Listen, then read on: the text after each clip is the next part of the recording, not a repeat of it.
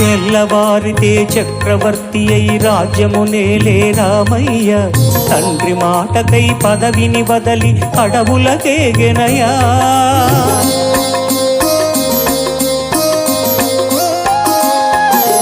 మహిళ జనులను కావగ వచ్చిన మహావిష్ణు అవతారమయ. ఆలిని రక్కసుడపహరించితే ఆక్రోశించెనయా.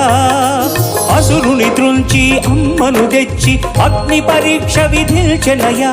సాకలి నిందకు సత్యము చాటగ కులసతినే విడనాడెనయ. నా రాముని కష్టం లోకంలో ఎవరూ పడలేదయ్యా.